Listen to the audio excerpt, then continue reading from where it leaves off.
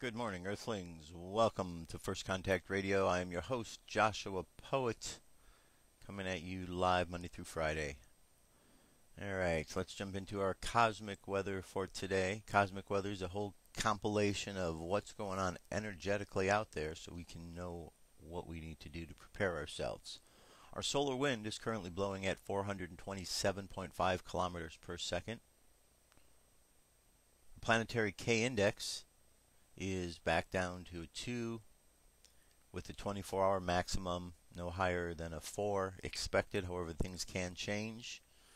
We look at our coronal hole here, we could see a definite place. This could be our triangle. The edges are a little rounded off here at this moment, probably from the covering of this plasma, but nonetheless could be exactly that. We'll just keep our eye on that to see what's going on. Our chance for an M-class flare is about 30% over the next 24 hours, 5% for an X-class, and a mid-latitude and high-latitude geomagnetic storms is very low. 30% chance that it could be active in mid-latitudes, and about a 50% chance in a higher latitude that it could be somewhat severe. So get your cameras ready. You might be able to see something quite interesting. Here's an image of a sunspot or a CME that came off the other day from the same sunspot, AR 1429.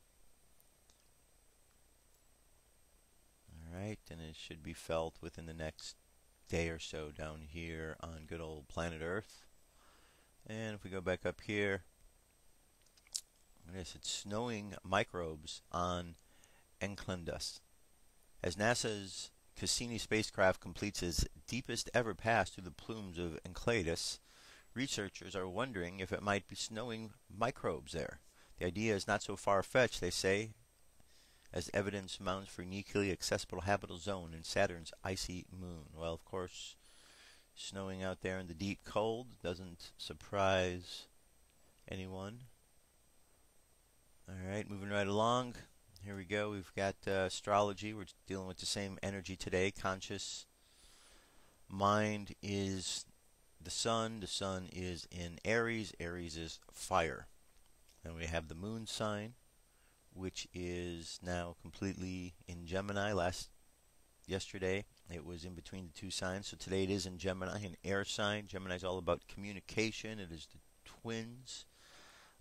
We are in a Mercury retrograde, so the idea is to get the twins communicating with each other as opposed to arguing with each other.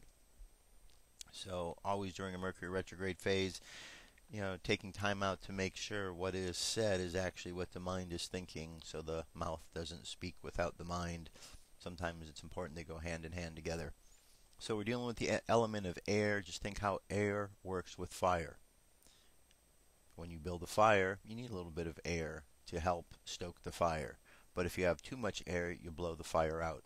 So these are the things we need to pay attention with the two elements, fire and air. Moving right along to our next, our moon phase. We're on our way up to a full moon. We're already 30% of the way there. And on our Mayan oracle, we've come to the 4th position on our 13-day wave spell. The wave spell is the theme of the warrior, so all about questioning, and today's the storm. So if we take the theme of the warrior, this 13-day theme is about questioning using our intelligence. Today is the gathering of storm within that.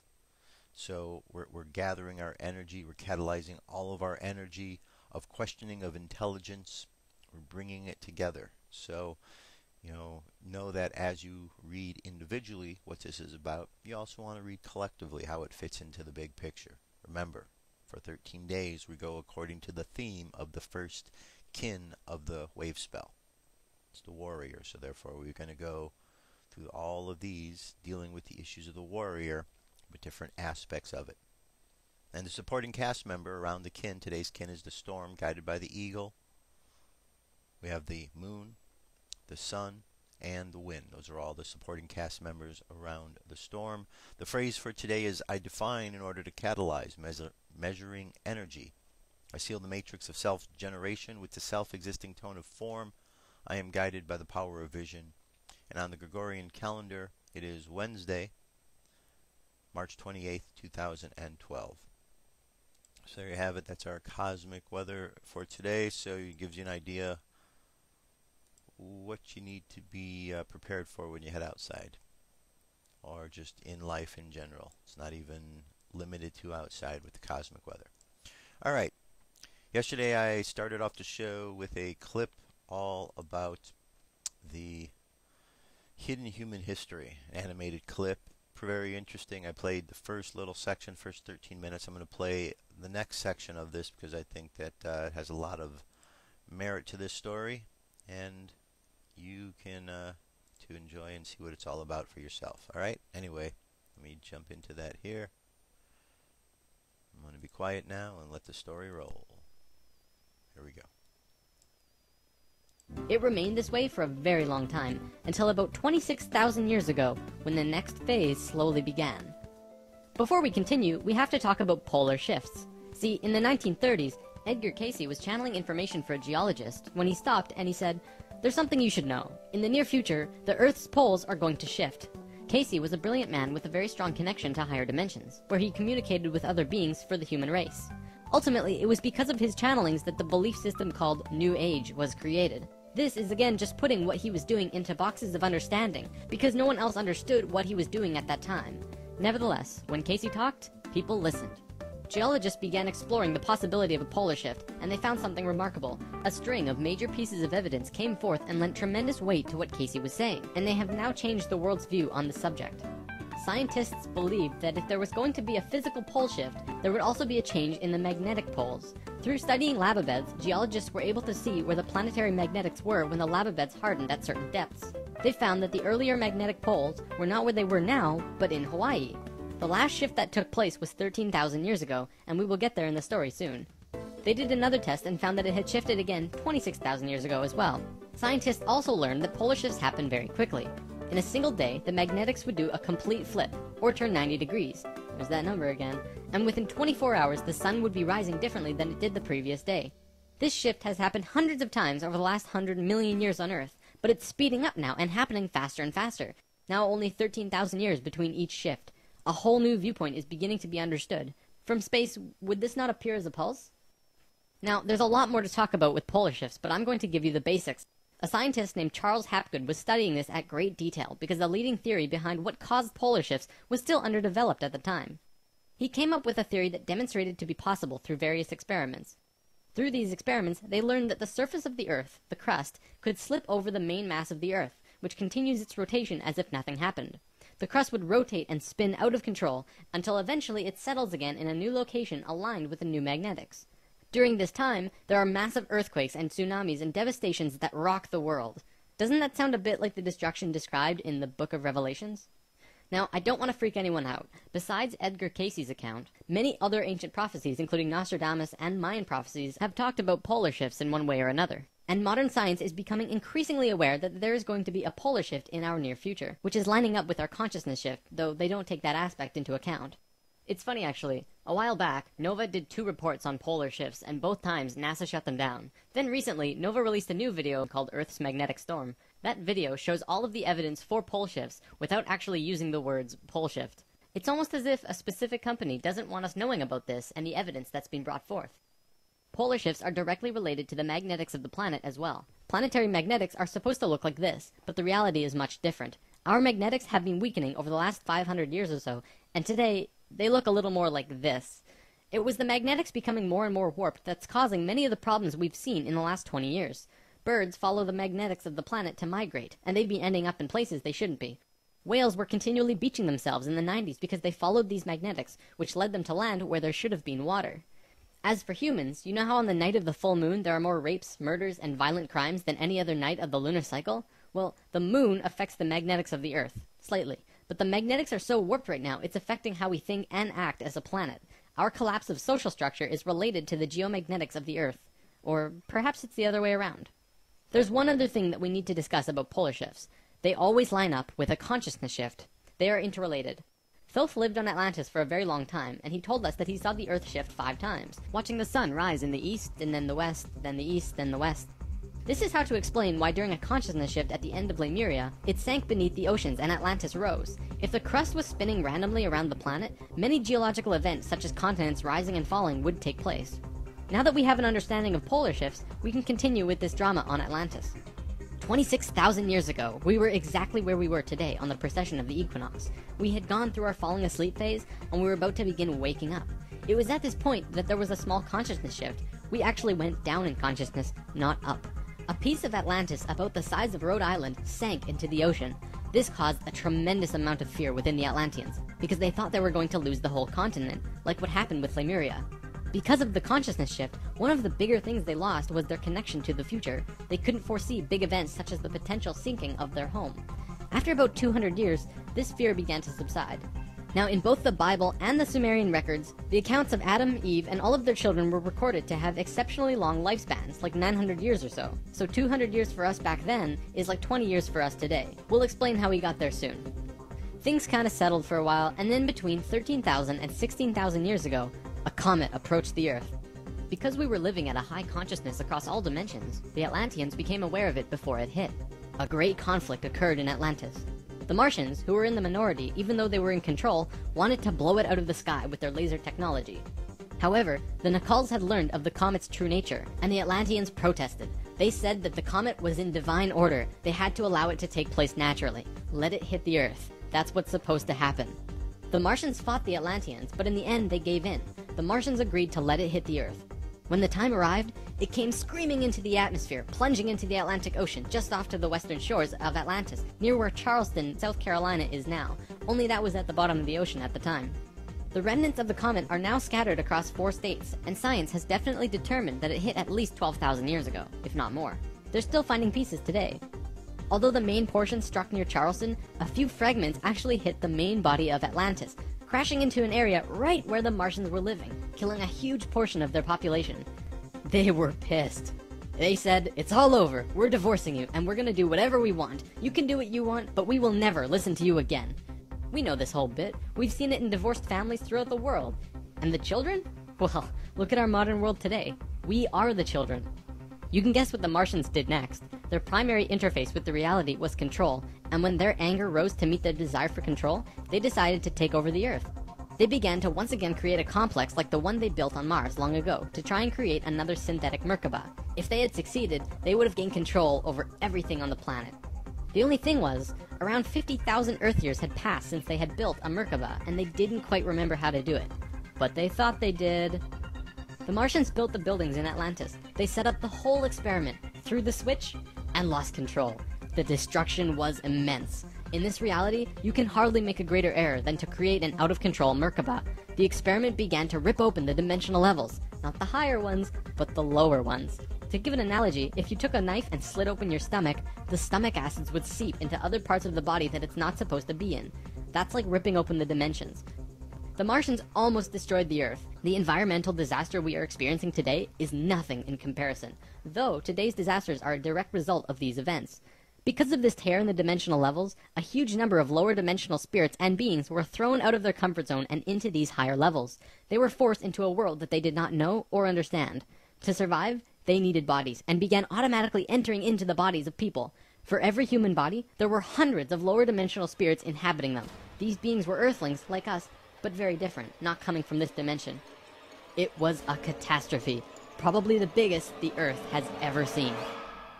The reason the Nacals were special wasn't just because of their incredibly high consciousness, making them like guides of Atlantis. They also had achieved what today we call immortality. Let's just say they figured out a way to keep their body healthy and young for as long as they chose, and could choose to pass on whenever they desired it. When reincarnating, they do not suffer the great memory loss that we do when we incarnate. They did it through their expanded consciousness and tantric interdimensional sex meditations. This is how Thoth was a priest king of Atlantis for thousands of years and stayed on Earth until 15 years ago when he gave all of his memories and understanding about sacred geometry to a man named Drunvalo Melchizedek. The Merkaba is formed out of 3 star tetrahedrons overlaid on top of each other. 2 of them are counter-rotating and the third is stationary. When the Merkaba is formed with the unity consciousness, it is formed internally with love. When it is formed externally through the Lucifer experiment, it does not have that love, and can become unstable very quickly. The Martians' attempt at controlling the world took place on one of the small islands in the west of Atlantis. This place today is known as the Bermuda Triangle. It's a triangle because the top of the stationary tetrahedron of the Merkaba is actually sticking out of the water there, which causes a huge electromagnetic imbalance in that area. Many planes and boats have reported to have gone missing there. They just vanished without a trace. The imbalance is multidimensional, and in many cases these ships and planes have been sucked into different dimensions, never to be seen again. That Merkaba is still there on the seafloor today, but from what I know, it's going to be corrected soon. The Nacals did their best to save Atlantis. They sent most of the lower dimensional beings back, at least as many as they could, and sealed up the dimensional tear.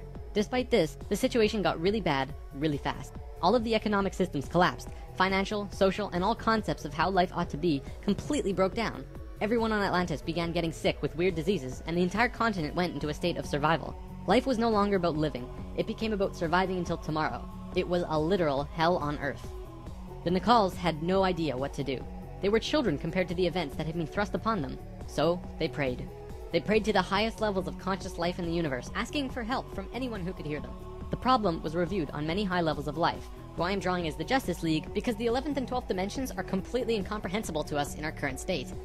What they told us was this: we were going to fall. We were going to hit rock bottom, level 1, the lowest place we possibly could be in the universe and still survive. Also, we were changing polarity. We were no longer a female species, so we were starting from square one as a male species. And finally, and this was the shocker, we would only have 13,000 years to return to Christ consciousness. Normally, it takes hundreds of thousands of years for a species to get to Christ consciousness. We had to do it in a fraction of the time. If we didn't, we would not survive. This has never happened before in the universe, ever. Thoth, who was the priest king of Atlantis at the time, learned that they would have to perform this experiment on themselves. They received instructions from the highest levels of life and they went on their way. Thoth proceeded with a being named Ra and Aragat, who were previous kings of Atlantis, and began the experiment. To understand what they did, we have to talk about consciousness grids.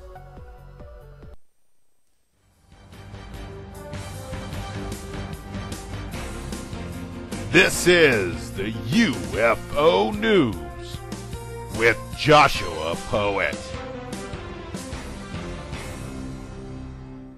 All right, Dirk, thank you very much. This is the UFO News for today, and I do have 5 stories for us.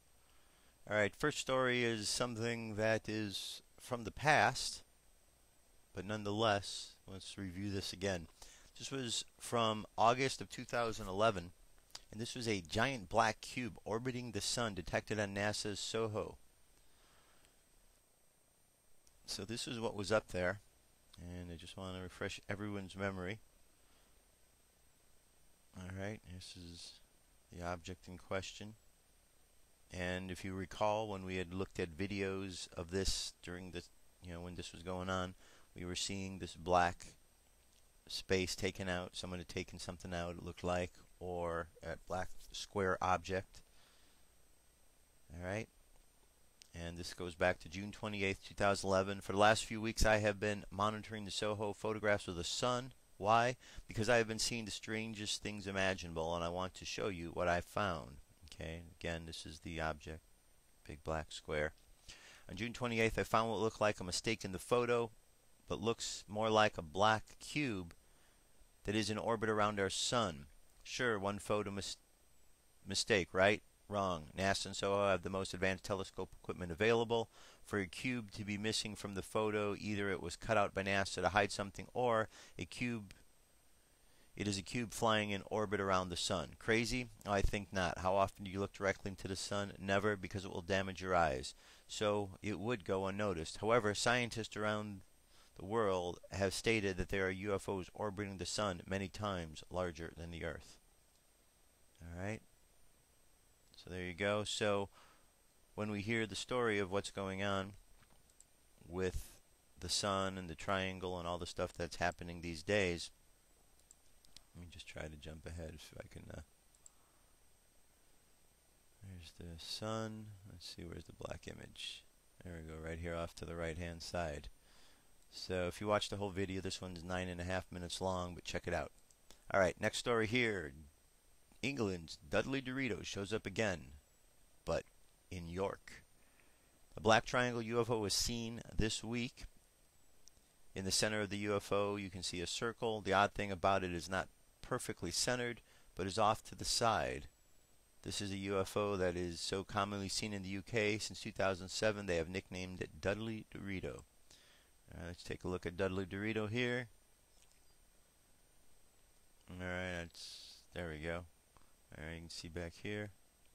Oh, there it is. Alright. Alright, that's the one that they've seen out there. Now, is this one a hoax? Is this real? Not certain.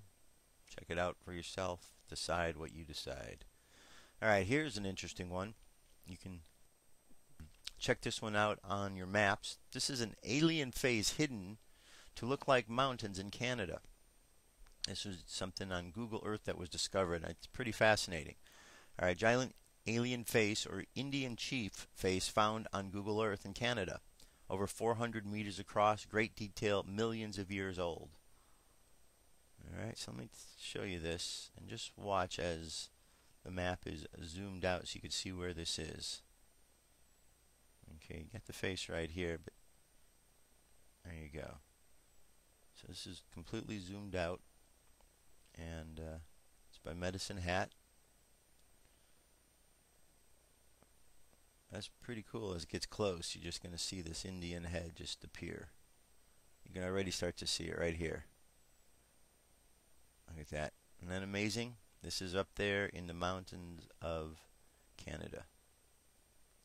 Alright. The whole video is 5 minutes in length. You can check it out.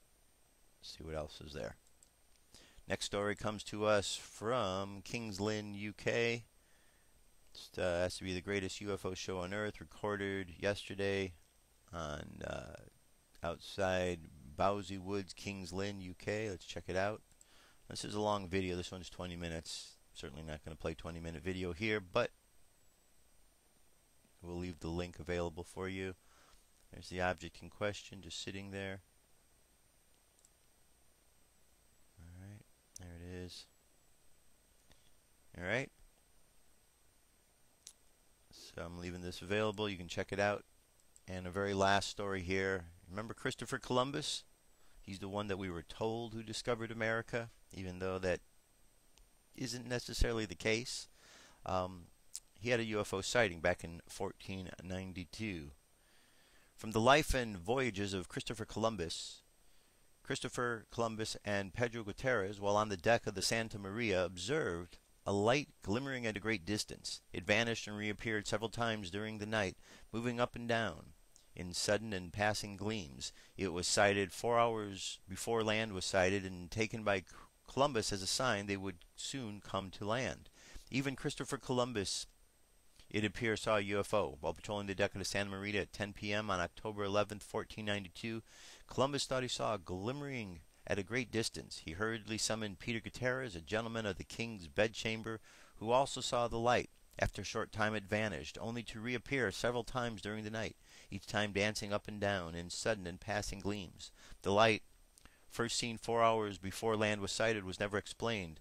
One of the aspects of the sighting that makes it particularly intriguing is that the light was observed coming up from the water. The fact that it appeared at least 4 times and was seen in a variety of positions rules out all of the usual suspects such as comet, meteor, or brightly lit planet or star. There you have it. There's our UFO news. So Columbus definitely had something going on out there. But hey, maybe there was a secret military at some time that we didn't know about. Probably not. Probably it was exactly as he says, a UFO, but you know, skeptics these days, they find ways to debunk all kind of things. So anyway, that's our UFO news for today. Let's jump away to have a moment to wake up. I'll be right back. What if our government was responsible for some of the greatest crimes against this nation? Would you really want to know? These are big questions, but these questions deserve answers. It's time to demand the truth. People shouldn't be afraid of their governments. Governments should be afraid of them. 9/11 was an inside job. Kennedy was killed by the CIA. Jimmy Carter saw a UFO. Answers to secrets you need to know. So wake up, wake up, wake up, wake up. Wake up, wake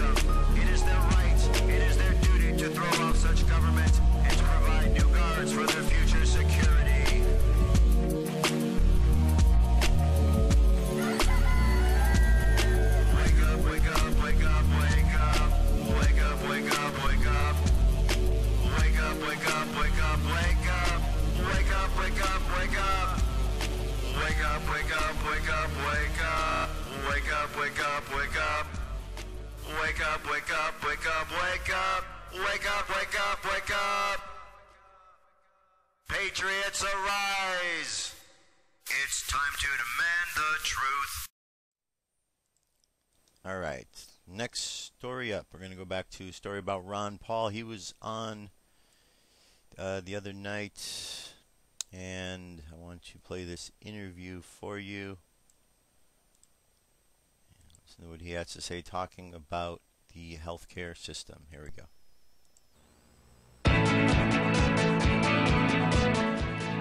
It's almost like an Etch-a-Sketch. You can shake it up and we start all over again. This is an Etch-a-Sketch. An Etch-a-Sketch. So how many of you ever used an Etch-a-Sketch? How's your etching and sketching? You shake it up like an Etch-a-Sketch. Shake like an Etch-a-Sketch. Where's my Etch-a-Sketch at? Do you have an Etch-a-Sketch? We're talking about big things here, folks. There was an ad from Ron Paul taking a shot at all that Etch-a-Sketch uproar. Now he's taking on Obamacare. It's a rallying cry for the right and is front and centre before the Supreme Court. And Congressman Ron Paul is here to talk health politics and keeping America great. Congressman, welcome back. Thank you. Nice to be with you. I'd like to thank you for including me in your attack ad. It's the first time I've been used in that way, and a great personal honour, so thank you very much. We're going to make you famous. Now let's talk about healthcare, because I come from a country where everybody gets free healthcare. I don't understand why all you Republicans are so exercised about a president who wants more Americans to get healthcare.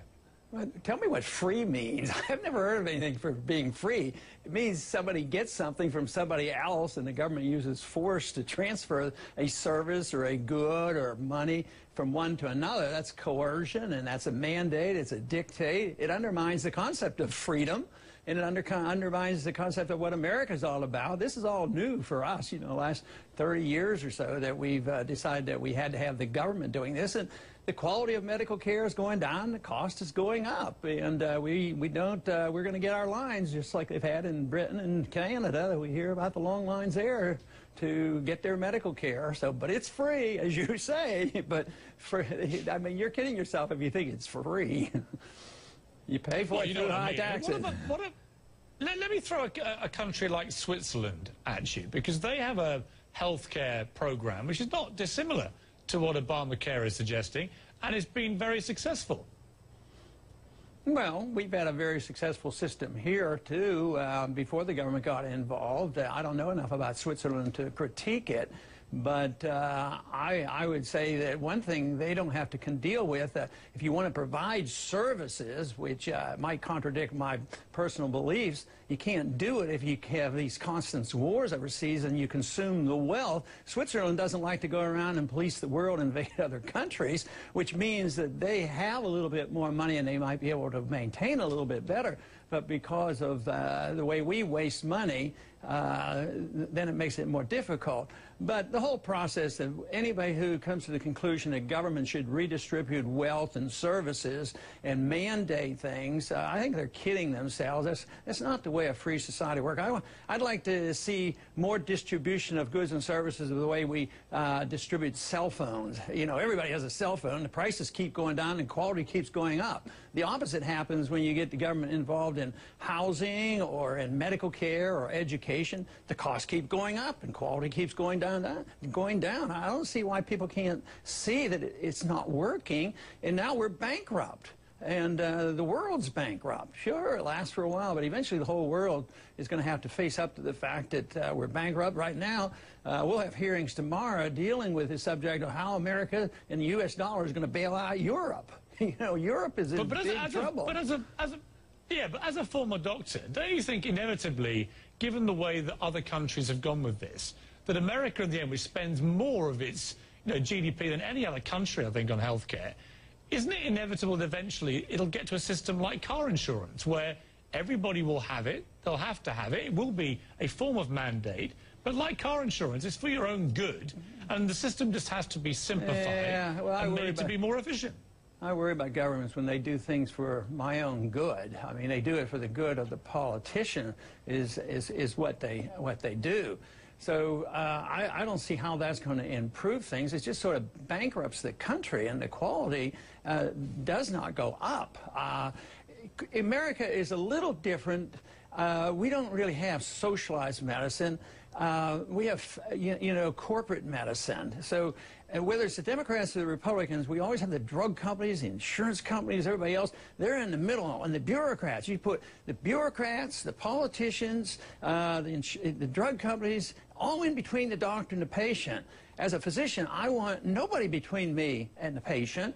And if we could have a system where you could give the tax credits to the people who want to take care of themselves and save their money, buy a major medical policy. I mean, up until the 1960s, even when I first started medicine, we didn't have government insurance, and things weren't that bad. I worked in charity hospitals, and things weren't as tough in emergency rooms. Everybody got taken care of. But all of a sudden, now we have all this money. We spend more money than anybody else. But the corporations are very much involved in the distribution of this, and it's not a very good way to do it. Let's turn to Mitt Romney's position in all this, because obviously he's got this issue of what he himself did and what he's now trying to distance himself from. How big a problem is it going to be for Mitt Romney if he becomes the nominee? The fact that his own health plans were very, very similar to what Barack Obama's trying to get through. Well, he should have problems in the Republican primary. I mean, if Barack Obama does it and Mitt Romney's not too far removed and his program was similar, you know, and the nation is accepting this, you know, I don't think that is as big a deal. It should be a bigger deal in the Republican primary is where it should be, but that's what's going on right now in the primary because it is a major issue. And, of course, he has the problem because he's changed positions on some other things, too. As a governor of a very liberal state and then becoming ultra-conservative in a Republican primary, you know, that's a bit of a challenge for him. But if he has a program similar to, I mean, Bush went and gave us not only you know, the prescription drug program, and the Republicans didn't say boo. They, oh yeah, we'll go along with it. So Bush did the same thing. He massively expanded government medicine, corporate medicine. I remember the drug companies were promoting that, and the insurance companies were promoting prescription drugs. So, but they're not different. The Democrats and the Republicans both kowtow to the corporations in order to distribute and make money. Force everybody to buy insurance. I don't see the insurance companies screaming and hollering about they like the customers, but if there's a mandate and they have to provide a service, then they complain about it. And that's why governments don't work. You need freedom of choice, and you need markets. You need competition. You need to drive down prices. You need you don't need to have so many monopolies running a healthcare system. And well, talking of competition, let me put my own doctor hat on. If I was prescribing some medicine for you right now, Congressman, I think I would say the situation is looking pretty terminal for your race to be the GOP nominee. Why don't you just do the decent thing and pull out? Why are you staying in the race? Why don't you do the decent thing and not pester me with silly questions like that? Why? Because, I mean, that would be decent of you. No, well, that's silly. Hang on, the latest Gallup poll has you at 9%. Mitt Romney's at 39%. Wait. Now, why don't you, what you're looking for are delegates. And we're doing quite well. Wait, they haven't even hardly counted them yet. Well, let's see how well you're doing. Mitt Romney, 568 delegates. Ron Paul, 71.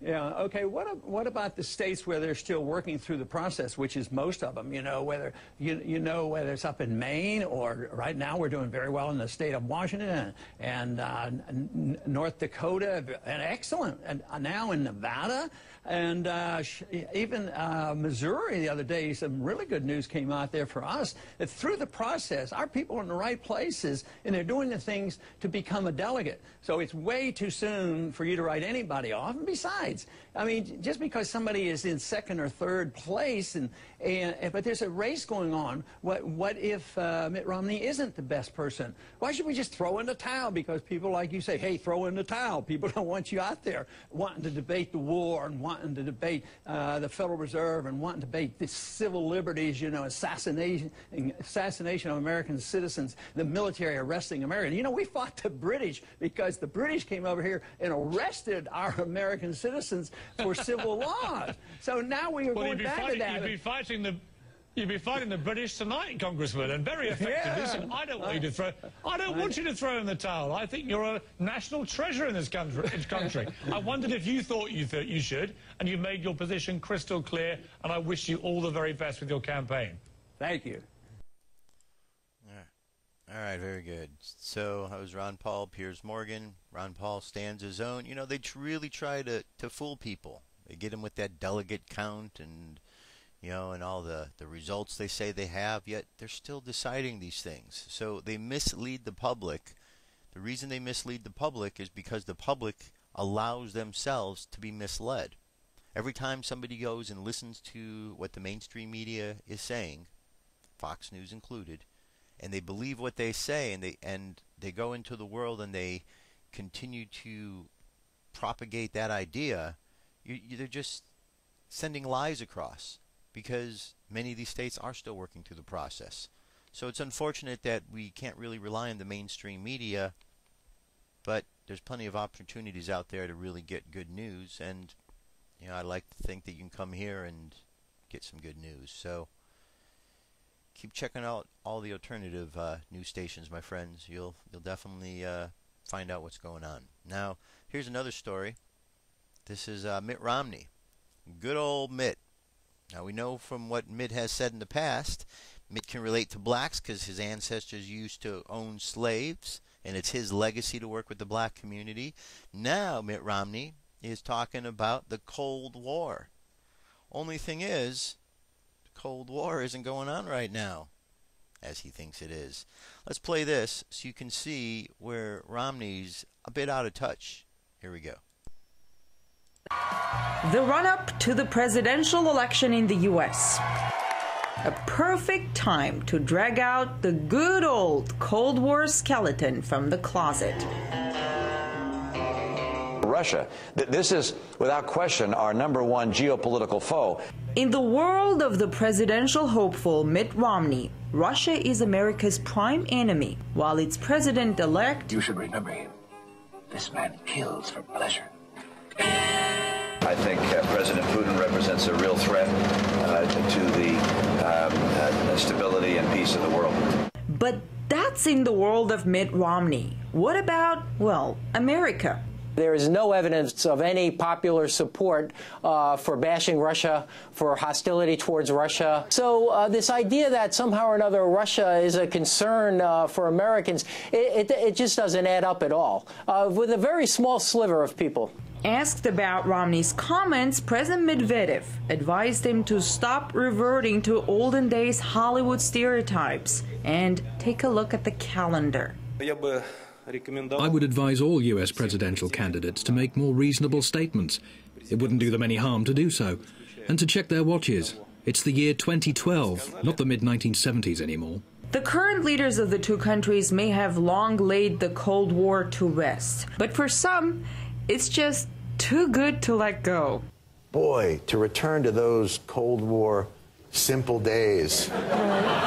Russia is not the only foreign policy bandwagon the Republican presidential hopefuls are capitalizing on. The list also includes China, Iran, Syria, each candidate, except Ron Paul, trying to sound tougher than the other. The strategies they put forward: bombing, arming, isolating, threatening. I want to beat China. I want to go to war with China. These guys are after us, and looking for ways to harm us. Of course you take military action. It is unacceptable for Iran to have a nuclear weapon. But what if all of what the trigger-happy candidates suggest on foreign policy actually happens? I worry about the world in which Romney became president because I think he would adopt a more militaristic foreign policy. This world is depicted on Etch-a-Sketch. It's some kind of mythical and very unreal view of the world. If America takes up a much more aggressive stance towards lots of foreign countries, it'll be a much more dangerous world, but it'll also be dangerous for America because we can't afford to do that. Mitt Romney will most likely win the Republican nomination, and America will face a choice between him and President Obama. Polls show the majority of Americans disapprove of Obama's policies. But most experts agree that he will inevitably win the election because too many Americans are just plain scared of having someone like Romney as their future leader. I'm Ganesh Chakam reporting from Washington, RT. All right, so there you go. So that's what Romney's thinking there. Boy, these are a bunch of clowns running, aren't they? I mean, they all want to go to war. And doesn't that sound like, remember that video earlier where it talked about the warring ones from Mars who came and they just wanted to create war?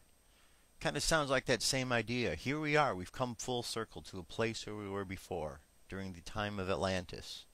I don't know if you can remember those times, but pretty crazy, kind of like now. And we're at that same decision-making point.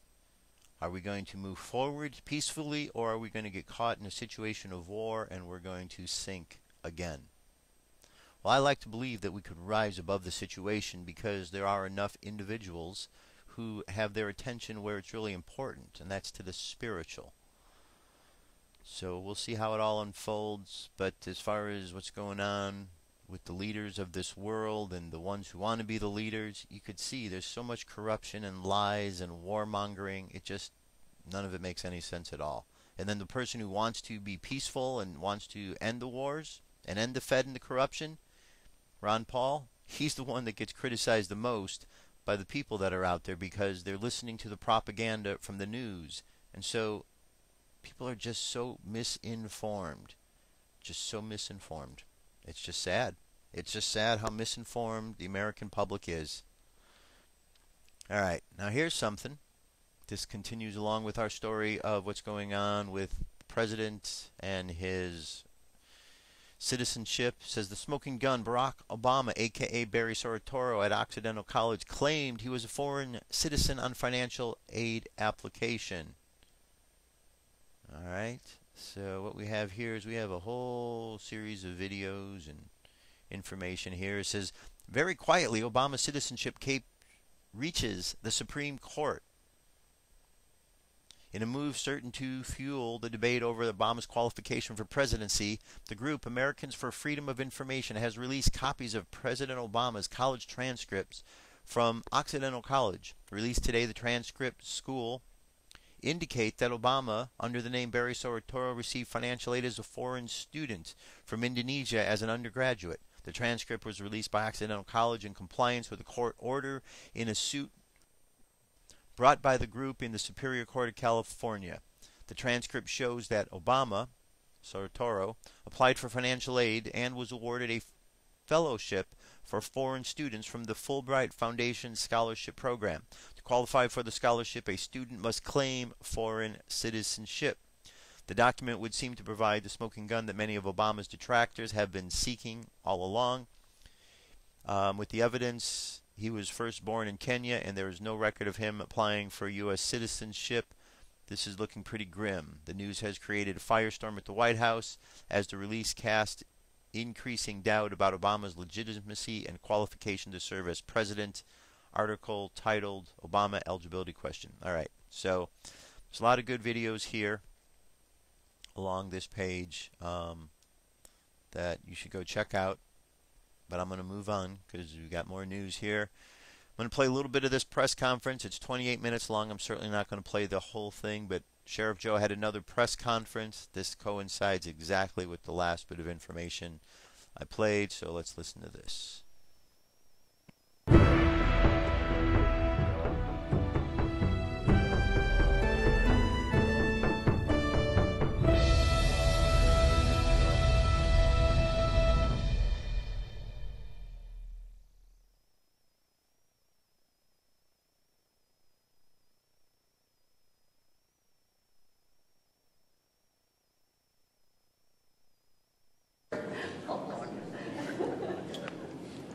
Thank you all here today. My name is State Representative Carl Seal. I'm the author of the current candidate certification bill.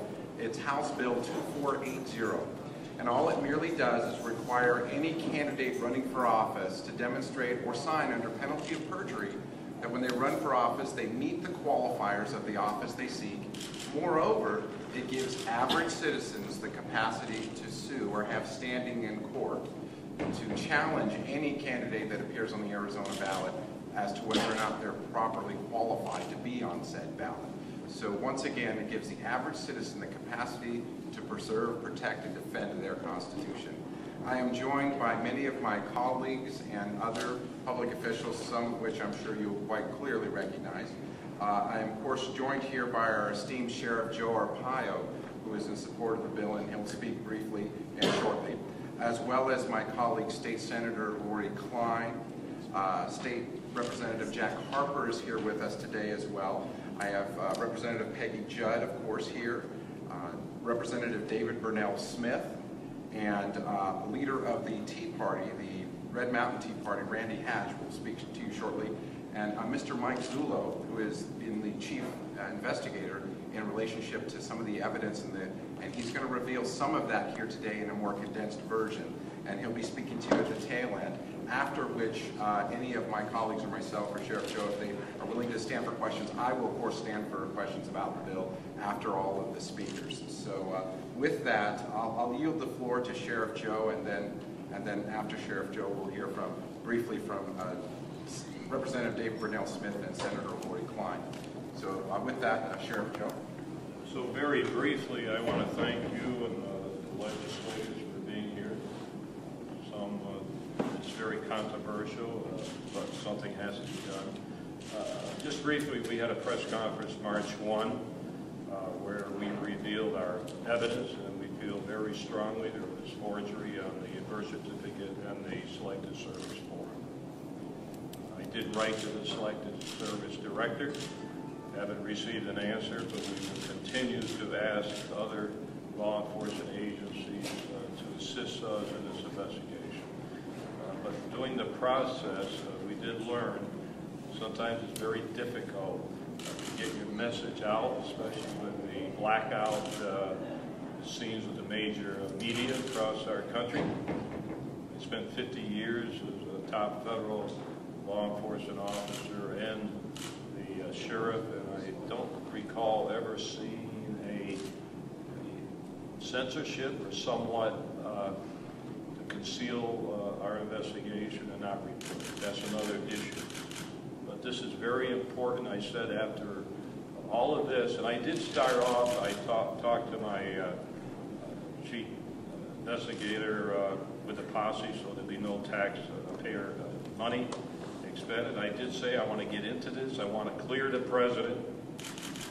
But unfortunately, during the course of the 6-month investigation, that did not happen. We came up with more information.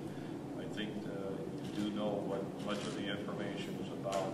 Initially, we're not going to get into everything else, but I think this bill is very important to at least, and because of what we've gone through, we think it's more important to at least have some law that you have to show that you're born in the United States. So I fully support this bill. I commend the legislators that have the fortitude to go out public on a very controversial subject. I'm not accusing the President of the United States of any crime. However, we do have 2 suspected crimes, forgery, fraud, and as a law enforcement official, I feel we have to develop that information the best way we can. Thank you. All right, very good. So there's a lot more to this press conference, and you should listen to the whole thing. It's about 20-some minutes in length. Very interesting. Yes, it is very controversial, but the President of the United States is a counterfeit. Unlike the counterfeit shampoos and hair supply products that the DHS is, scouring and arresting people for, unlike the counterfeit or the raw food products, we have a real crime here. The President of the United States is a counterfeit, and there has been attempts to stop investigations. So that's another crime in and of itself. The man, hopefully Barack Obama, otherwise known as Barry Soetoro, or otherwise known as the Antichrist, will be brought to justice, hopefully in the very near future. All right, 2 more stories here. Mysterious boom returns to Clintonsville, and they're louder. Remember, last week there was the loud sounds in Clintonsville, and then there came the report that, this was just associated with a 1.5 earthquake that happened, and within 24 hours later, and people didn't buy it. Well, police in Clintonsville, Wisconsin, were flooded with dozens of calls from concerned residents last night after the town was again rattled by a series of booms, louder than anything reported to date. Despite official assurances that previous reports of the noise weren't caused by a minor earthquake. Clintonville police said they received about 65 calls Tuesday night from people reporting 3 or 4 loud booms. Officials say the calls came in from 10:35 until 11:40 p.m. According to authorities, the booms shook the same part of town that was hit by a series of similar jolts over the last 10 days. But last night, residents say they were even louder. The booms occurred closer together, and one lasted for a full 30 seconds. According to reports, city officials contacted the USGS in an effort to find answers, and I'm sure that the USGS will be forthcoming in their information, as they often are. Yeah, right. That was sarcastic there. A little bit of sarcasm because, you know, I have seen and others have seen the USGS fudge the numbers right before our very eyes. All right, one more story here before we get into our meditation for today, and this is the feds, the FBI. They weren't going to track you, but guess what? They just couldn't deal without tracking, and now they're going to track. So let's listen to what's going on here. Well, months later, the FBI is still upset over the Supreme Court ruling earlier this year, which made it just a little bit more difficult for them to spy on Americans. You see, in late January, the Supreme Court ruled that the FBI would need a warrant to install a GPS tracking device on a suspect's car, because that little thing called the Fourth Amendment. But of course, they were also very vague on the number of days that had to be on. Now, at the time of the ruling, the FBI had said that they had 3,000 GPS devices in the field. And the FBI's general counsel was quoted by the Wall Street Journal calling the ruling a sea change at a conference in San Francisco, saying that the FBI had to turn off all 3,000 devices. Well, it turns out that most were actually turned right back on.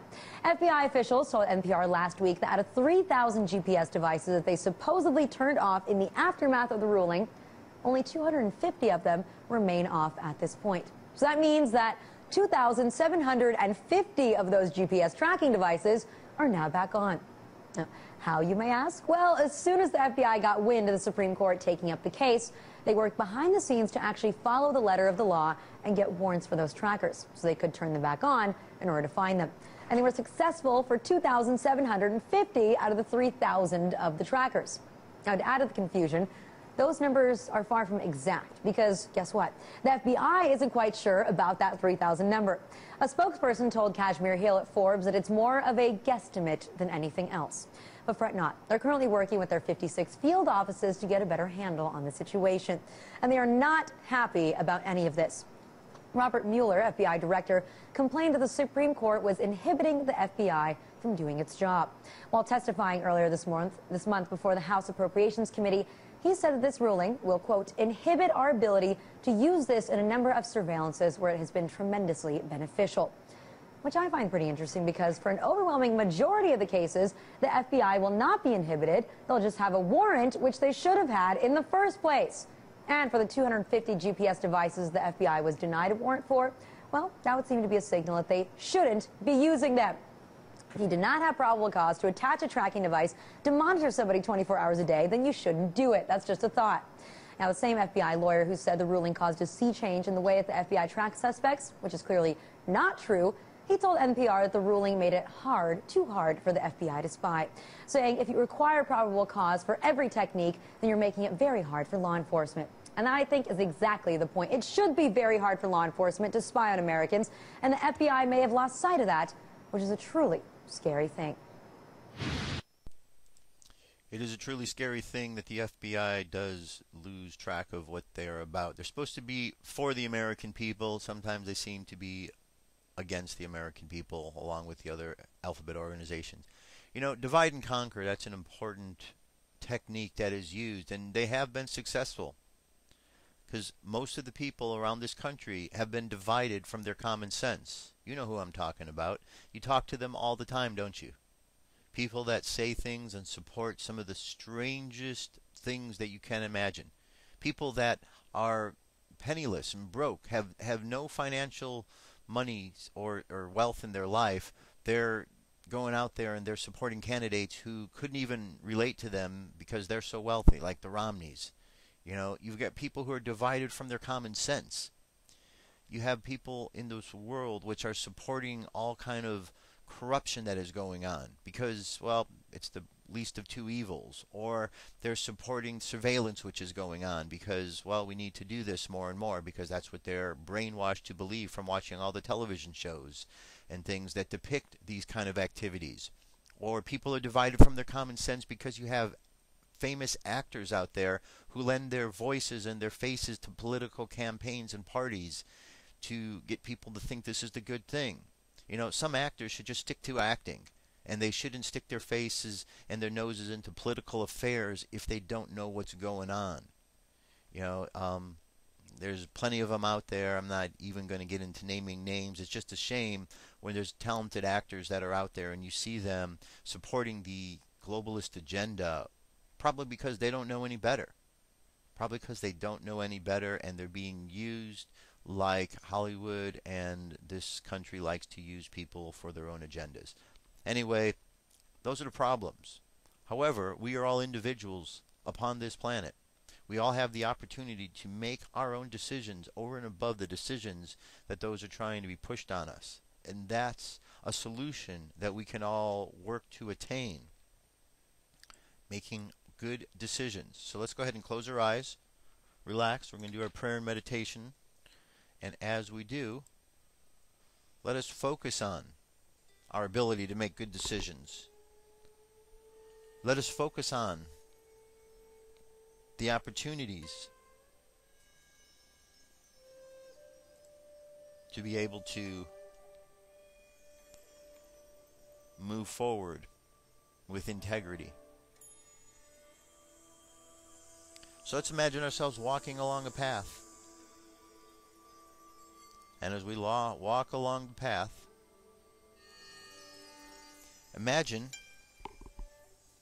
yourself coming to a fork in the road.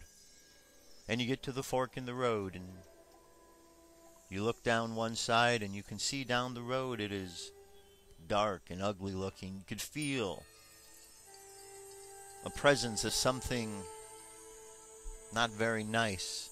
And you look down the other path and you see bright, sunny, pleasant. You feel the good vibes coming from that path. And now you're at a decision. Which direction to go? And you think to yourself and you recall all of the movies and the programming going on in life that says you should walk down the dark path.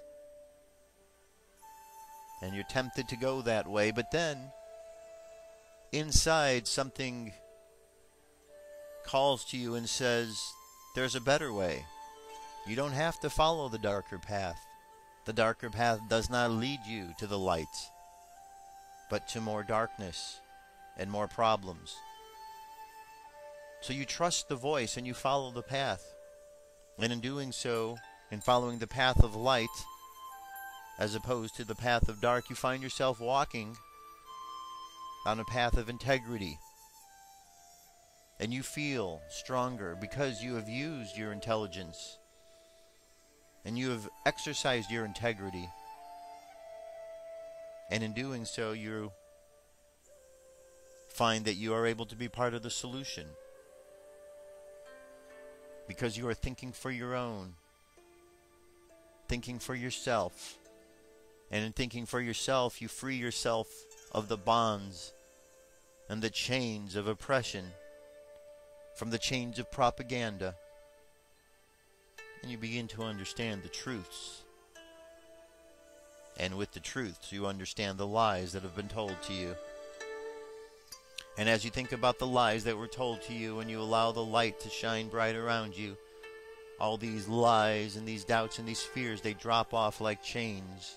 They fall to the ground and you feel free.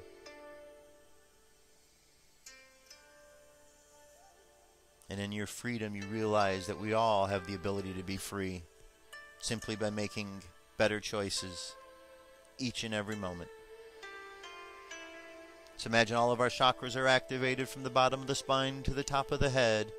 Red at the bottom of the spine, orange at the belly button, yellow just below the rib cage, green at the heart, blue at the throat, violet at the third eye, and indigo at the crown chakra, going up into the cosmos as bright white.